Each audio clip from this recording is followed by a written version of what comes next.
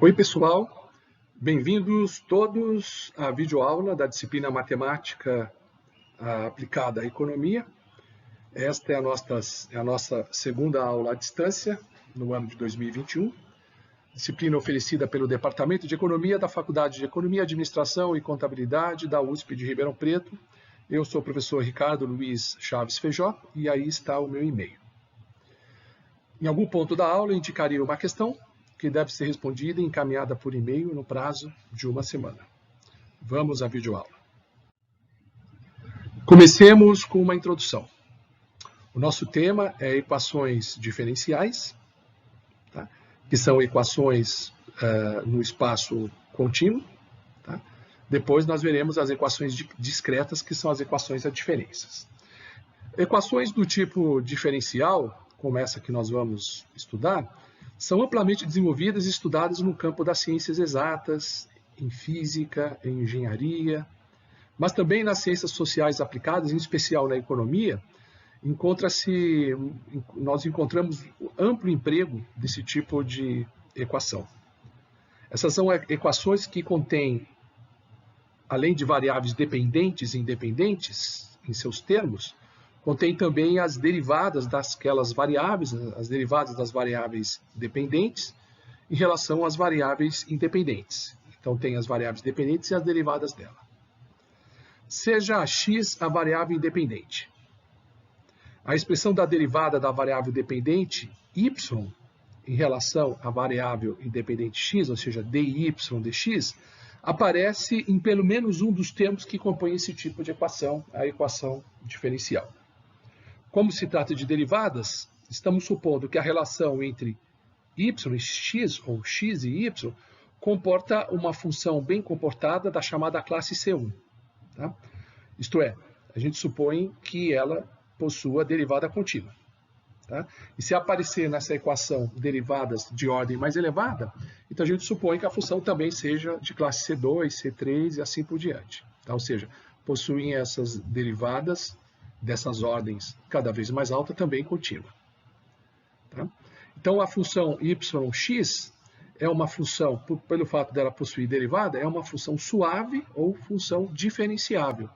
Tá? Obviamente, no domínio relevante do problema em questão. A equação diferencial é dita ordinária quando existe apenas uma variável independente. Tá? Então, o y é a função apenas de x como variável independente. Caso contrário, ela é dita uma equação diferencial a derivadas parciais. Então, se a variável dependente depende de mais uma variável independente, né, ela contém mais de um argumento, então a gente tem que especificar em relação a que variável independente está sendo derivada, ou seja, a gente está trabalhando no campo das derivadas parciais. Na física tem amplas aplicações de derivadas parciais, uma gama imensa de fenômenos físicos são descritos pelos físicos derivados parciais. Tá? E o economista, se ele tiver um problema mais complexo, que envolve mais de uma derivada, mais de uma, né, variável independente, também tem que lidar com derivados parciais, né, e com equações diferenciais não ordinárias. Quando tem só uma variável independente, é uma equação ordinária. Em alguns contextos, estamos interessados não na variação infinitesimal de y, mas na sua mudança entre duas datas vizinhas, que é o caso discreto das equações a diferenças, que nós estudaremos depois. Então, no caso discreto, interessa a variação discreta, né? Não a derivada, mas o delta y, né? Que é y de t mais 1 menos y de t mais 1 e t se refere a duas datas, a dois pontos focais. Então, é a variação discreta, né, entre a variável dependente, dos valores que essa variável dependente assume em dois períodos, no período t e no período t mais 1. Então, é yt mais 1 menos y de t. Esse é o delta de y, uma variação discreta. Então, a variável y se altera entre dois instantes discretos, no instante t e o instante t mais 1. Tá? Ok? No caso, né, nesse caso discreto, né, no caso das equações das diferenças, nos interessa relacionar essa variação discreta com as próprias variáveis x e y por meio dessa equação, que é a equação a diferenças. Tá? Equações que envolvam em seus termos, né, em pelo menos um dos termos, a expressão delta de y, ou termos com a variável dependente em diferentes pontos do tempo, ou seja, não só yt mais 1 em relação a yt, mas yt mais 2, yt mais 3, tá? Todas são equações do tipo a diferenças. Na primeira parte do livro, esse livro escrito por mim, né, professor, vamos examinar as equações diferenciais. Na segunda parte, iremos aprofundar, né, o estudo da família das equações a diferenças. Então, agora no caso contínuo, no caso do diferencial, ou da derivada, né? Começamos desse caso, né, supondo, como eu disse, funções bem comportadas da classe Cn, tá? Podemos supor que todas as derivadas de todas as ordens são contínuas, tá? Ou seja, da classe Cn. Muito bem, nessa família de equação, a mais simples é a que tem termos e coeficientes constantes. Tá? Então, nós vamos, inicialmente, nesta videoaula, apresentar, né, essa teoria, tá, que pode ser vista com mais profundidade em livros textos como o Alpha Chiang e o Chiang e Wainwright, e o livro do Simon Bloom, que aparece nas referências da disciplina. Tá? Muito bem. O nosso foco aqui, né, é a aplicação em economia dessas equações, obviamente. Não vamos trabalhar com exemplos da física, nem de outras ciências, das ciências exatas. Nossas aplicações são com exemplos da física. Né? E além de seguir, né, a parte teórica e buscar a aplicação, né, a partir do desenvolvimento da teoria, a solução de exercícios com essa teoria, nós, nesta disciplina, né, ao longo das videoaulas e, eventualmente, nas aulas presenciais, vamos também, né, ensinar ao aluno, apresentar ao aluno, tá certo? O uso, né, de uma excelente ferramenta computacional empregada na solução desses problemas práticos, empregada numa ampla gama de aplicações, na verdade, né? Nós vamos enfatizar o uso dessa ferramenta computacional na solução de equações diferenciais e depois a diferenças. Tá? O programa que eu vou ensinar nessas videoaulas se chama MATLAB. Tá? Programa do MATLAB, que será abordado pelo menos as suas funções básicas com aplicações em equações diferenciais. Isso será apresentado ao longo das videoaulas. Sobre esse programa MATLAB, nós iremos apresentar o funcionamento desse software num nível ainda bastante fundamental. Tá? O MATLAB, para quem não conhece, é uma ferramenta computacional que oferece um ambiente na tela do computador que facilita a análise de processos e o desenho do padrão de soluções associado. O usuário deve operar uma linguagem de programação simples que expressa de um modo bem direto o simbolismo algébrico e as matrizes. É uma ferramenta com aplicação na álgebra e, em especial, na álgebra matricial, no tratamento de matrizes. Bom, o leitor que tiver interesse, ou o leitor do meu livro, ou o aluno, né, dessas videoaulas, né, ou o público dessa videoaula, né, que tiver interesse, né, em se aprofundar mais, né, no uso dessa ferramenta computacional, eu sugiro os manuais introdutórios, né? Manuais que explicam os dispositivos básicos essenciais do programa. Uma dica que eu forneço aqui é o manual da editora Cambridge, o A Guide to MATLAB for Beginner and Experienced Users. Tá? Aqui está a referência, né? Vocês podem baixar o PDF desse guia facilmente, né? E é interessante vocês passarem por todos os capítulos desse manual do programa, né, desse guia do programa, e resolver os exercícios no final do capítulo.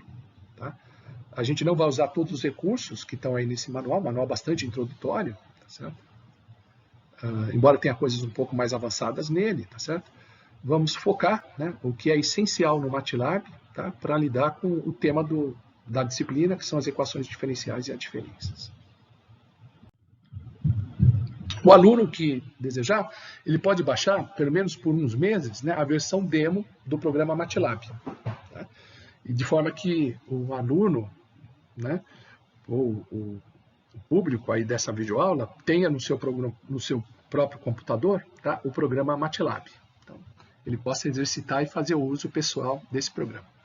Se ele não tiver a licença do produto, que é um pouco caro, tá certo? Cara, ele pode instalar a versão demo, que ele baixa gratuitamente, que dá o pleno uso da ferramenta por um certo tempo, um período de alguns meses. Tá? O programa pode ser baixado nesse site, que eu estou indicando aí o endereço neste slide. Ao longo dessas videoaulas, ao longo da exposição da disciplina, iremos explicar, né, o conteúdo do MATLAB, né, interessado principalmente na aplicação dessa ferramenta na solução de problemas envolvendo equações diferenciais a diferenças que aparecerão em nossos exercícios. Antes disso, vamos desenvolver a parte teórica, né, a teoria das equações diferenciais, começando das equações elementares. As equações mais simples dentre as equações diferenciais, que são as equações diferenciais de primeira ordem com termo constante e coeficiente constante. A equação 1, que aparece aí no slide, representa uma equação desse tipo. dy dt mais a vezes y é igual a b. Y é a variável dependente. Há implícito aí uma variável independente t. Tá? T funciona como variável independente que antes chamamos de x. A e b são constantes. A primeira é o coeficiente e a segunda representa o termo constante. Então, duas constantes a e b. A primeira, a que pré-multiplica a variável y, é o coeficiente, e a variável que aparece aí do lado direito da equação, no segundo membro, é o termo constante simbolizado pela letra b. A equação é dita de primeira ordem porque envolve apenas a derivada primeira, dy dt, como vocês podem ver. Ou seja, não aparecem as derivadas segunda, d2y dt2, derivada terceira, d3y dt3 e assim por diante. Tá?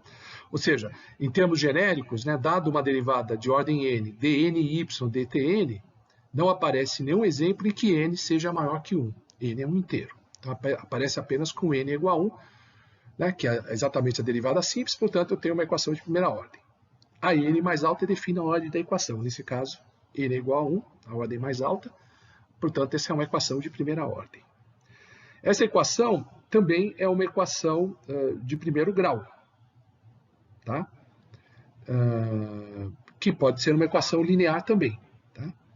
Então, veja, não há...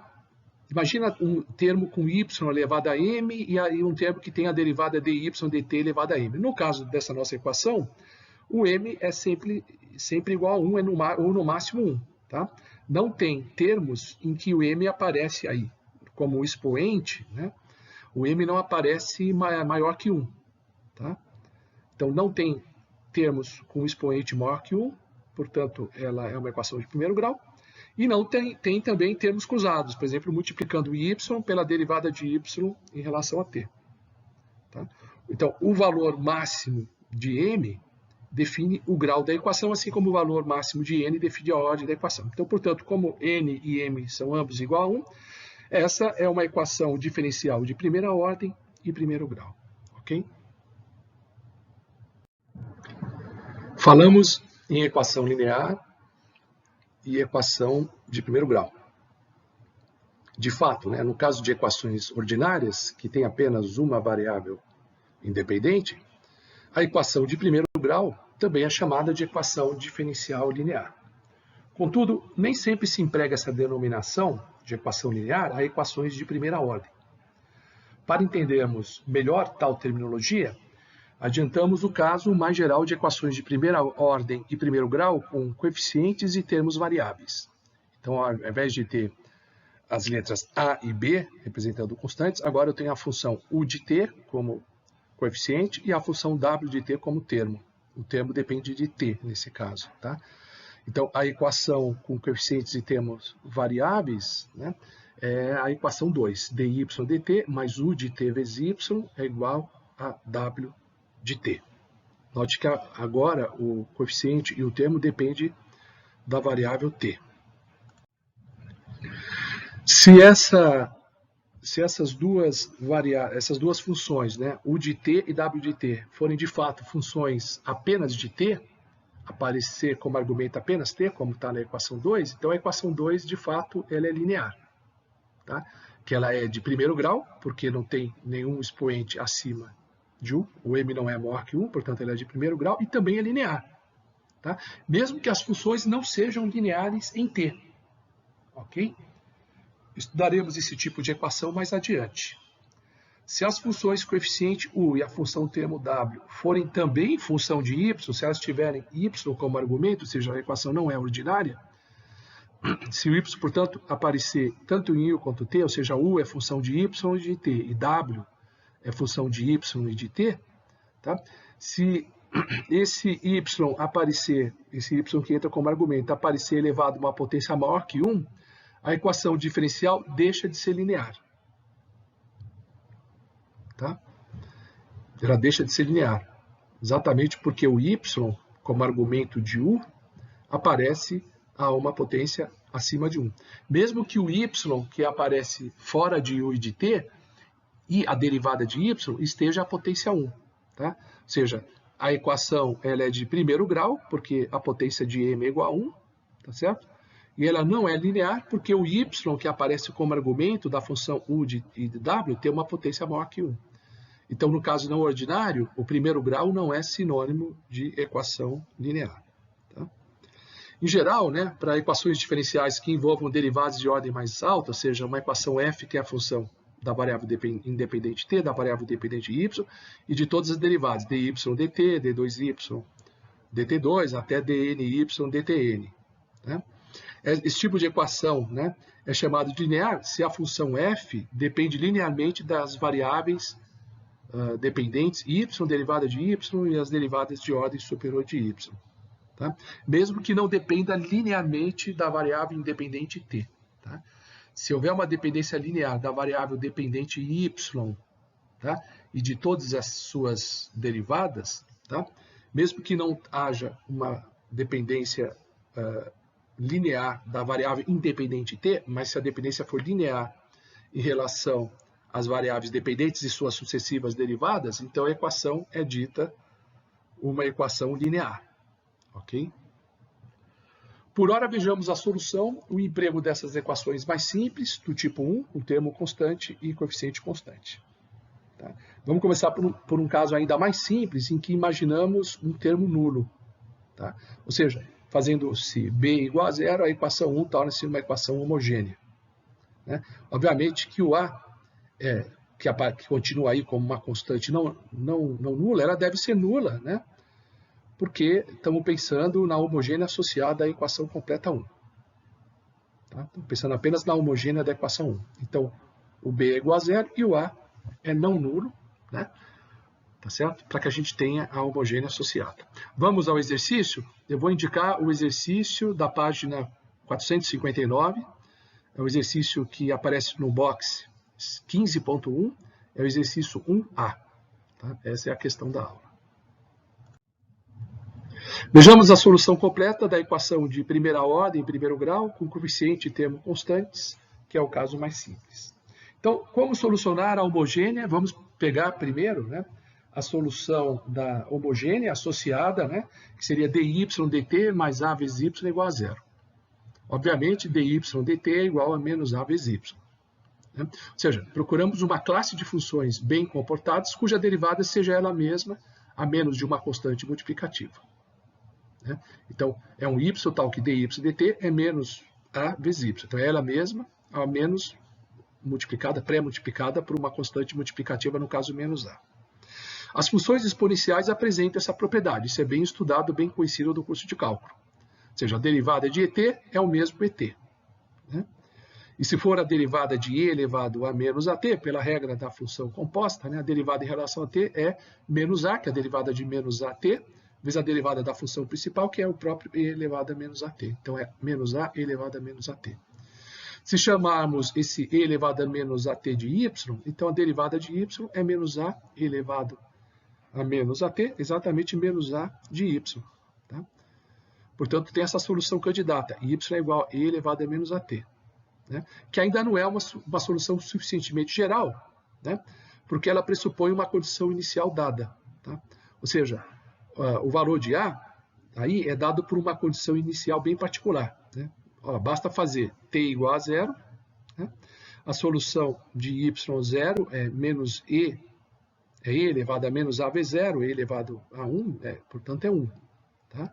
Então, essa é a o y é igual a e elevado a menos a elevado a t, é a solução da homogênea associada para um caso muito particular em que y0 é igual a 1. Né? Suponha de modo mais geral que y0 é igual a um A maiúsculo qualquer, tá? Sem especificar a condição inicial. Então é melhor postular uma solução geral da homogênea do tipo A elevado a menos AT, né? Ou y0 e elevado a menos AT, porque para t igual a 0, e elevado a 1 elevado a 0 é igual a 1, tá certo? Qualquer número elevado a 0 é igual a 1, menos o 0, que não pode levar 0 a 0, não dá 1, então yt é exatamente igual a y0 para t igual a 0. Então tem uma condição inicial mais genérica, digamos, mais geral, tá bom?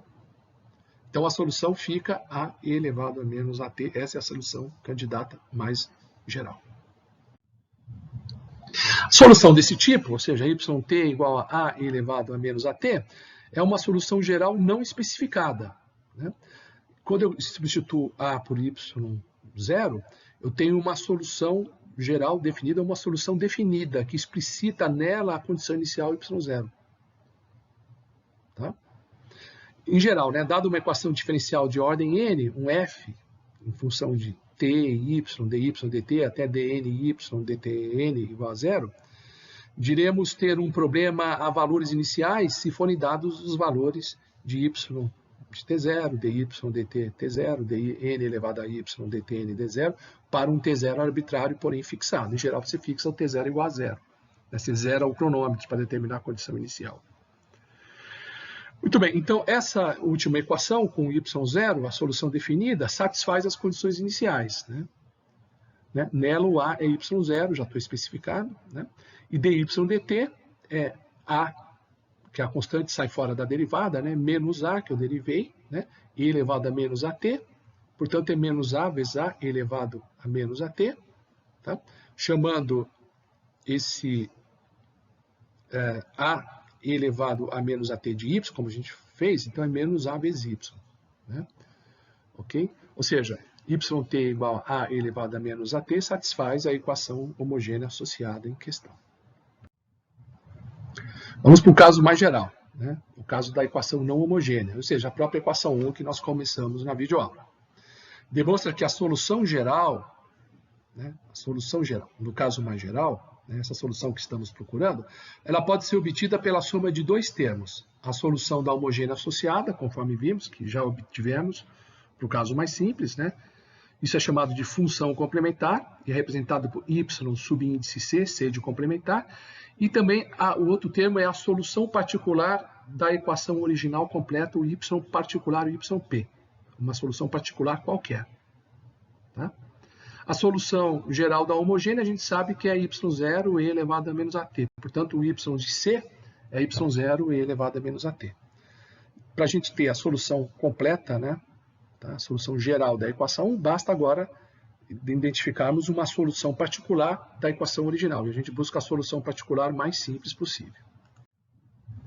O caso mais simples é você supor que o y é uma constante qualquer. Então, dy dt é igual a 0. Né? Substituindo na equação 1, fica a vezes y é igual a b, portanto, y é b sobre a. Tá? Essa é uma solução particular bastante simples. É claro que ela vale só para a diferente de 0, porque eu não posso dividir por 0. Tá? O a pode ser nulo quando se pensa na equação original. Né? Ok? Em termos da equação homogênea associada, a gente falou que não se pode imaginar A nulo, porque A nulo daí dy dt igual a 0. Né? Ou seja, o y necessariamente você força a ter uma solução constante, a y ser simplesmente uma reta horizontal. Tá? A gente supõe y constante apenas como uma solução particular da equação. Não quer dizer que a única solução cabível na equação completa seja essa solução com y constante. Tá? Ok? Portanto, o A pode ser nulo. Então, a gente tem que examinar o caso em que A é nulo. Tá? O A nulo não restringe a equação completa. Tá? O A nulo delimita a solução da homogênea associada a um y constante. Mas na equação completa, o A pode ser nulo, não delimita o y. Tá? Então, vamos examinar também o caso de A nulo. Tá? Ok? Então, Eu tenho um caso simples em que o A é diferente de zero, que nós já sabemos que a solução particular é B sobre A. Então, nesse caso, a solução geral seria y de t é igual a yc da função complementar mais o yp da particular. Então, fica a elevado a menos at, que é a solução da homogênea, que nós já vimos, mais b sobre a como solução particular da equação completa. Né? Aí aplica-se a condição inicial, né? Para t igual a zero, y é igual a y de zero. Né? Portanto, o y de zero fica, né? Ali vai elevar a zero, dá 1, só sobra o a ali no primeiro termo, a mais b sobre a. Ou seja, o a é y0 menos ba, e posso substituir esse valor de a na equação da solução geral, que nós encontramos, né? E chegamos à equação 3. Então, yt é igual a mais a é y0 menos b sobre a, elevado a menos at, mais b sobre a, que é uma solução geral, mas sempre na hipótese de que a seja diferente de zero, que é a nossa equação 3. Vamos ver o caso em que a é igual a zero. No caso em que a é igual a zero, vamos tentar resolver a equação 1 do problema por integração. Né? Então, se a é igual a zero, a gente chega com dy dt igual a b, né? Porque o a vezes y desapareceu. Né? Ou seja, dy é b vezes dt. Eu só separei e coloquei os dois diferenciais, um em cada membro. dy no primeiro membro, dt no segundo membro. Vamos agora integrar os dois membros. Então, a integral de dy é igual à integral de b dt. A integral de dy é simplesmente y de t, e a integral da constante é bt mais uma constante de integração c. Tá? Vamos examinar essa solução. Né? Essa constante de integração ela é interpretada como a única solução geral possível da homogênea associada. Tá? Pois, nesse caso, né, na homogênea associada, dy dt igual a zero, né? E, portanto, y de c é igual a a. Né? Como eu falei, né, a solução da homogênea, né, da função complementar, vira uma constante. Né? Portanto, essa constante é o próprio a. Né? Ora, o termo restante, bt, representa uma possível solução particular da equação completa. Supõe uma solução não constante, porque a constante resulta num a necessariamente diferente de zero. Mas como a agora é igual a zero, então eu vou supor uma segunda solução particular, que é a solução particular não constante do tipo k vezes t, tá? Que é válida para o caso em que a é igual a zero. Tá? Então, portanto, a derivada da solução particular é simplesmente k, eu vou chamar isso de b, portanto, a solução particular é b vezes t. Né? Ok? Isso não é que eu chamo de b, isso tem que ser b pela construção da equação, porque a equação é dy dt igual a b. Então, dy particular de t é igual ao k, e esse k tem que ser igual a b. Né? Portanto, a solução particular é b vezes t. Né? Portanto, a solução completa é a soma da função complementar yc, tá? Com uma solução particular da equação completa yp, e no caso a solução particular é o b vezes t. Tá? Então, a solução completa, que é a particular mais a função complementar, a geral da homogênea, fica simplesmente b vezes t mais a. Então, note, se y for igual a zero, dá b vezes zero mais a, que é igual a a. Né? Então, o a que aparece aí é simplesmente y0. Portanto, a solução completa, no caso em que a minúsculo, né, o coeficiente a igual a zero, é y de t igual a bt mais y0. Tá? Então, tem essas duas soluções. Tá? Todas essas soluções obtidas elas podem ser verificadas facilmente. Tá? Se o y0 for dado pela equação 1, demonstra-se facilmente que o dy dt é expresso pela equação 4. dy dt é menos a, y0 menos b sobre a, elevado a menos at, para o caso em que a é diferente de zero. Se eu substituir a equação 3 e 4 na equação diferencial 1, eu demonstro que o primeiro membro realmente se iguala a b. Né? Então, menos a, y0 menos b sobre a elevado a menos at, mais a, que multiplica tudo, né? y0 menos b sobre a elevado a menos at, mais b sobre a igual a b. Então, b igual a b. Tá certo? A condição inicial também é satisfeita porque y0 é igual a y0 menos b sobre a mais b sobre a, e dá exatamente y0. Significa que o y0 é igual a y0, ou seja, a condição inicial é necessariamente satisfeita.